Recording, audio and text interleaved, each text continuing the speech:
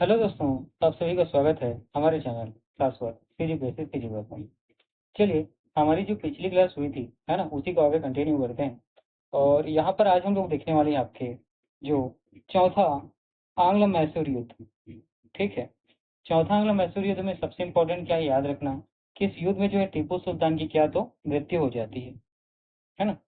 चौथा आंग्ल मैसूर युद्ध में आप क्या देख पाते हैं कि इस युद्ध में जो है टीपू सुल्तान की क्या तो मृत्यु हो जाती है। ठीक है, और चौथा आंग्ल मैसूर युद्ध आपको देखने को मिलता है 1799 में। ठीक, और ये जो चौथा आंग्ल मैसूर युद्ध है ये कहाँ हुआ, तो याद रखना है श्रीरंगपट्टनम में। कहाँ तो श्रीरंगपट्टनम में। और श्रीरंगपट्टनम के बारे में क्या याद रखना है कि मैसूर की राजधानी है ना। श्रीरंगपट्टनम के बारे में क्या याद रखना है कि मैसूर की राजधानी थी उस समय। ठीक है, और चौथा आंग्ल मैसूर युद्ध जो है किनके बीच हुआ, तो आपको याद रखना है एक तरफ टीपू सुल्तान, ठीक है, और दूसरी तरफ था अंग्रेजी ईस्ट इंडिया कंपनी, है ना, जिसको आप अंग्रेज कहते हैं, ब्रिटिश कहते हैं। इसमें थे लॉर्ड वेलेजली और हैदराबाद के निजाम, है ना। मतलब जो अंग्रेजी, ये जो ऐसा कहें अंग्रेज या जो ब्रिटिश थे, उन्होंने अपना गठबंधन कर लिया था किससे, तो हैदराबाद के निजाम से। और दो लोग मिलकर एक, है ना, टीपू सुल्तान के खिलाफ क्या कर रहे थे, युद्ध कर रहे थे। तो इस युद्ध में जो है टीपू सुल्तान क्या है, युद्ध में मारे जाते हैं। और श्रीरंगपट्टनम पर किसका, तो अंग्रेजों का कब्जा हो जाता है। और उसके बाद अंग्रेज जो है है ना, क्या करते हैं, मैसूर पर कब्जा करने के बाद उस राजवंश की क्या तो पुनर्स्थापना करते हैं। और किसके संरक्षण में, तो याद रखिएगा ब्रिटिश संरक्षण में। संरक्षण कहने का मतलब क्या होता है यहाँ पे समझना, कि ब्रिटिश संरक्षण कहने का मतलब ऐसा है कि टीपू सुल्तान की है ना मृत्यु के बाद, ठीक है, वहां पर वो जो मैसूर राजवंश है उसी को उन लोग आगे चलने देते हैं। लेकिन उनका जो है ना शासन, उनमें सभी तरीके से, पूरी तरीके से जो नियंत्रण है वो किसका होता है, तो अंग्रेजों का होता है। मतलब अंग्रेजों की देख रेख में ही सभी प्रकार का जो काम होता है, उसी को क्या तो वहां पे संरक्षण के नाम से, है ना, आप समझ सकते हैं, है ना, उसी को क्या तो संरक्षण कहा जाता है। ठीक है, तो ये याद रखना चौथा आंग्ल मैसूर युद्ध के बारे में। अब अगला यहाँ पे आपको देखना है बेसिन की संधि, है ना। अगला यहाँ पे आपको ध्यान देना है किस पर, तो बेसिन की संधि पर। इंपॉर्टेंट है, डायरेक्ट प्रश्न आता है कि बेसिन की संधि कब हुई, तो याद रखना है 1802 में। किनके बीच, तो बाजीराव द्रुति जो पेशवा है और अंग्रेजी ईस्ट इंडिया कंपनी के बीच, है ना। तो बेसिन की संधि का डेट याद रखना है आपको, किनके बीच हुआ, बाजीराव द्रुति और अंग्रेजी ईस्ट इंडिया कंपनी के विरुद्ध, कब, 1802 को। इसमें पेशवा ने अपनी सैन्य शक्ति छोड़कर अंग्रेजों की सहायक संधि स्वीकार कर ली।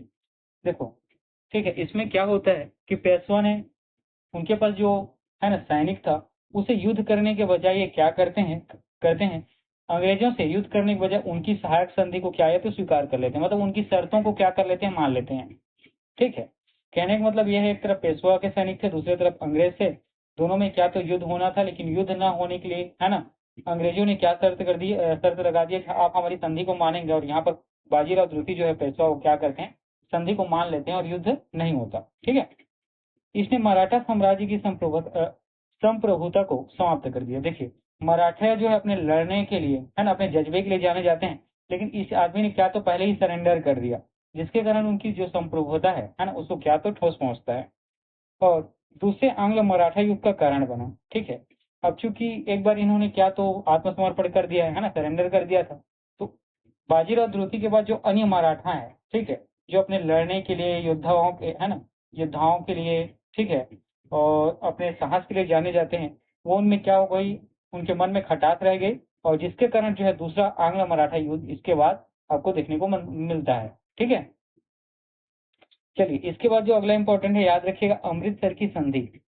तो अमृतसर की संधि, है ना, अमृतसर याद रखिएगा पंजाब का एक शहर है ना। अमृतसर के बाद ये याद रखिएगा, अमृतसर जो है हमारे पंजाब का एक शहर है।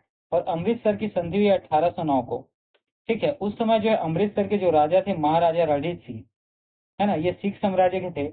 और अंग्रेजी या सीधा कहें ब्रिटिश, है ना, या ब्रिटेन के चार्ल्स मेटकाप के बीच, है ना, अमृतसर की संधि हुई कब, 1809 को, महाराजा रणजीत सिंह और अंग्रेजों के बीच। ठीक है, तो अमृतसर की संधि के तहत सतलज नदी को सिख और ब्रिटिश क्षेत्रों के बीच सीमा निर्धारित किया गया, है ना। अमृतसर संधि की के अंतर्गत क्या देखने को मिला आपको, कि जो सतलज नदी है जो पंजाब में बहती है ना, उसको सिख और ब्रिटिश क्षेत्र के बीच सीमा निर्धारित किया गया। रणजीत सिंह ने सतलज के दक्षिण में विस्तार न करने की क्या तो सहमति दी। ठीक है, इतनी चीजें आपको याद रखना है। चलिए, अब जो इम्पोर्टेंट है उसको आप ध्यान देखना। पर इम्पोर्टेंट तो जितनी भी है सभी चीजें हैं, है ना।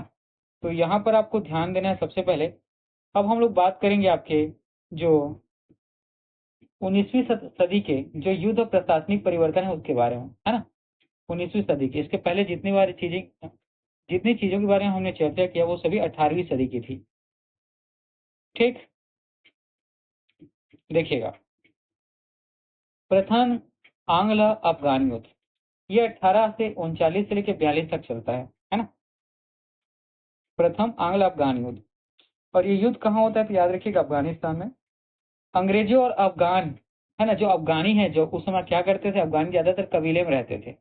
ठीक है, तो अफगानी कबीलों और अंग्रेजों के बीच में। तो प्रथम आंग्ल अफगान युद्ध का कारण क्या था कि जो रूस का प्रभाव अफगानिस्तान में बढ़ रहा था उसी को रोकने के लिए, है ना, ब्रिटिश गेम, है ना, किसको, ब्रिटिश ग्रेट गेम नीति के तहत ये क्या तो युद्ध हुआ, है ना। रूसी प्रभाव जो अफगान क्षेत्र में बढ़ रहा था उसी को रोकने के लिए अंग्रेजों की एक नीति थी, कौन सी, जिसको नाम ग्रेट गेम नीति कहते हैं, उसी के तहत ये युद्ध आपको देखने को मिलता है। और इसमें आपको याद रखना बहुत ही, है ना, अच्छा चीज आपको सुन के अच्छा लगेगा, ब्रिटिश सेना की भारी हार और विनाश इसमें आपको देखने को मिलता है। किसमें तो प्रथम आंग्ल अफगान युद्ध में। ठीक, इसके बाद अगला आपको ध्यान देना है, प्रथम आंग्ल सिख युद्ध, ये आपको देखने को मिलता है 1845-46 में, है ना। 1845-46 में देखने को मिलता है। और चूंकि सिख युद्ध है तो ज्यादातर आपको पंजाब क्षेत्र के अंतर्गत ये आपको देखने को मिलेगा। इसमें युद्ध होता है आपका अंग्रेजों और सिख साम्राज्य जो लाहौर दरबार है उनके बीच, है ना। कहाँ तो सिख साम्राज्य लाहौर दरबार और अंग्रेजों के बीच में। तो प्रथम, और इस युद्ध में जो है, जो सिख सेना के कमांडर होते हैं तेज सिंह और लाल सिंह, क्या करते हैं, प्रथम आंग्ल सिख युद्ध में विश्वासघात करते हैं। ठीक है, सिख सेना के कमांडर जिनका नाम है तेज सिंह और लाल सिंह, ये क्या करते हैं, अपने लोगों से, है ना, विश्वासघात करते हैं अपने साम्राज्य से। इन्हीं के कारण जो है सिखों की हार होती है और सिख जो है अंग्रेजों से संधि करनी पड़ती है। चूंकि युद्ध आपको लाहौर क्षेत्र में देखने, है ना, लाहौर क्या क्षेत्र में देखने को मिलता है। इसी कारण इस युद्ध की जो संधि होती है उसको लाहौर की संधि के नाम से जाना जाता है। और इस युद्ध में सिखों के हार और अंग्रेजों की जीत के साथ ही अंग्रेजों का प्रभाव आपको उस क्षेत्र में देखने को मिलता है। ठीक है, अगला देखिएगा यहाँ पे, द्वितीय आंग्ल बर्मा युद्ध, ये कब हुआ तो 1852 को। ठीक है, कब, 1852 को। कहाँ तो बर्मा, बर्मा कहने का मतलब वर्तमान में जो म्यांमार देश है वही पहले बर्मा के नाम से जाना जाता था।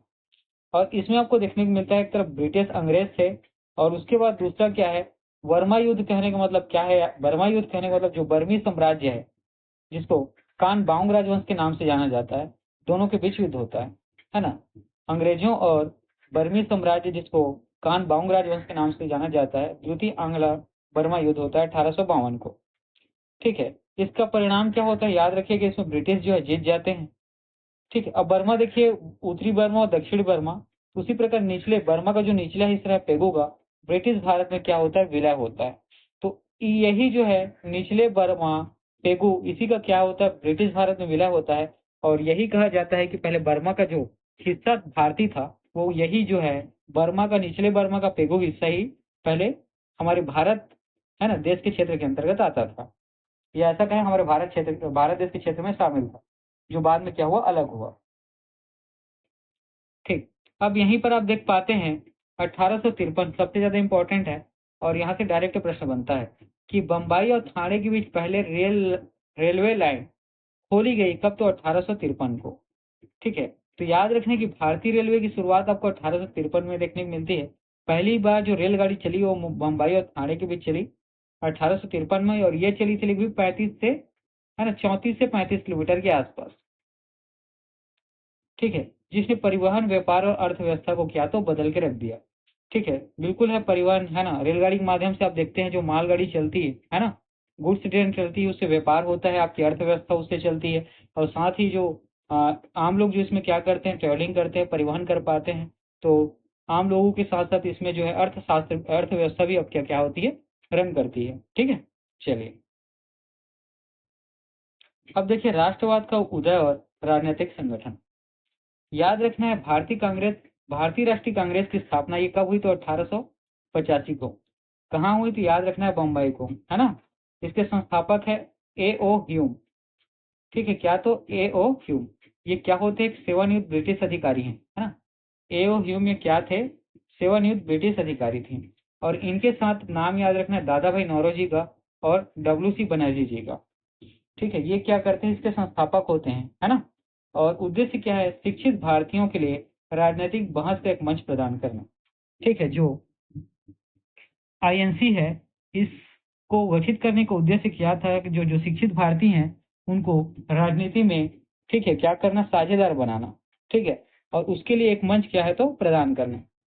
अगला देखिएगा बंगाल का विभाजन। ठीक है, बंगाल का विभाजन आपको कब देखने को मिलता है? तो 1905 को।